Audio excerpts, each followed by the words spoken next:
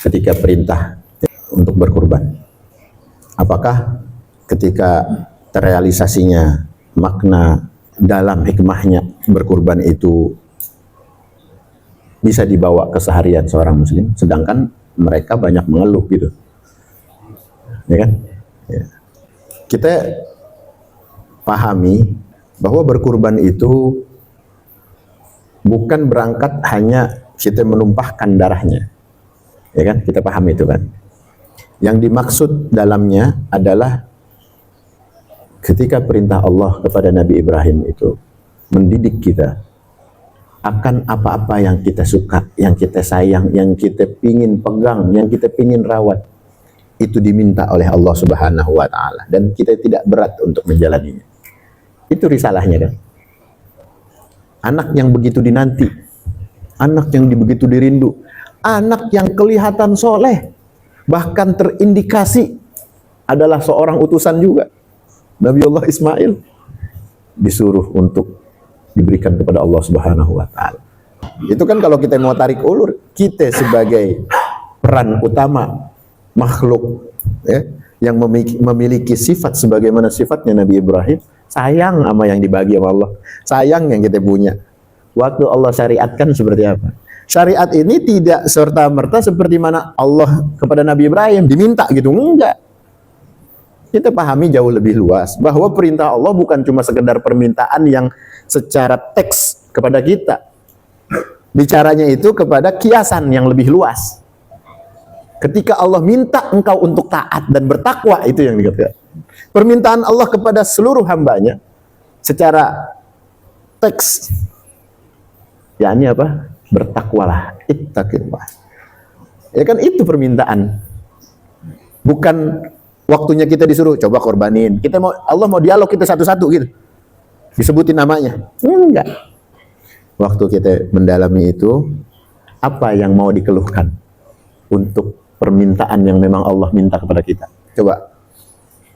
Kan di situ ujiannya. Disitulah bagaimana kita membawa kepribadiannya Nabi Ibrahim alaihissalam ingin menjadi Khalilullah sebagai martabat keagungan yang dicintai oleh Allah Subhanahu wa Ta'ala sebagai hamba. Kan sampai dikasih martabat itu untuk Nabi Ibrahim.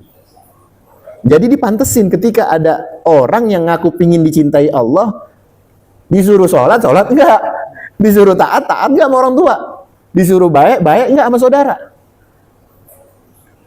Itu kan bagian dari permintaan Allah untuk menjatuhkan nafsu egomu.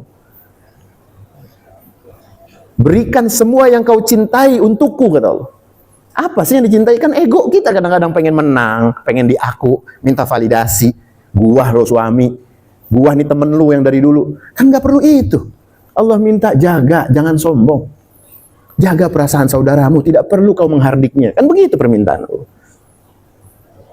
Ya.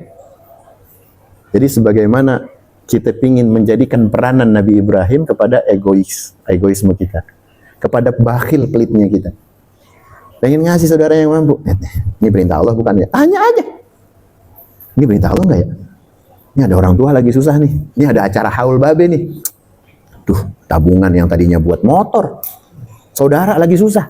Gimana nih? Nah itulah sebagaimana peranan-peranan yang kita diminta untuk berpangku tangan. Coba sumbangin. Apa yang terjadi kira-kira kalau kita betul-betul taat sama Allah atas panggilannya, atas perintahnya? Kira-kira apa tuh? Akan digantikan oleh Allah. Sebagaimana domba kibas yang Allah kirimkan untuk mengganti Nabiullah Ismail alaihissalam. Kita yakin itu, orang udah dikasih contohnya. Kan kudunya kita nggak pelit, kudunya kita kan nggak nggak perhitungan. Ya Allah, Bismillah, ini mah janjimu ya Rabb. Oh, udah potong aja. Tiba-tiba kok kita nggak jatuh miskin habis bantu orang tua. Tiba-tiba kita nggak jatuh sengsara, ya, habis nyumbangin sesuatu untuk keluarga. Kan itu emang janji. Selama ini siapa orang yang sengsara gara-gara sedekah? Ceritanya coba mana? Nggak ada.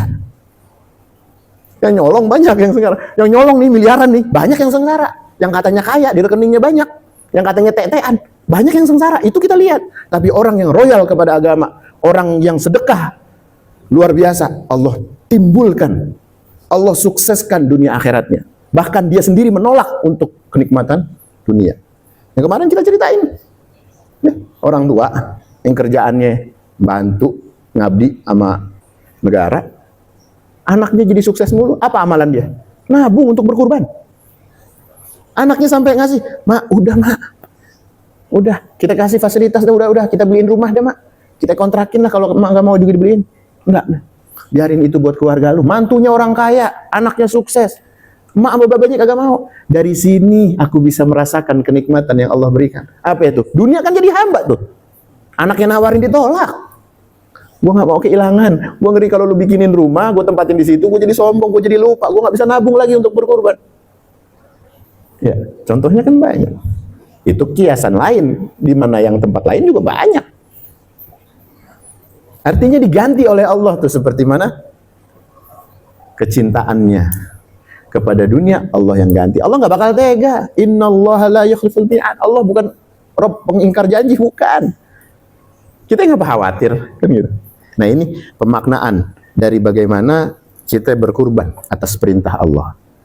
Ya, mudah-mudahan ini bisa sedikit menjadikan garis bawahnya kita, pelajaran yang luar biasa di tahun Dzulhijjah ini kepada kita. Amin ya rabbal alamin.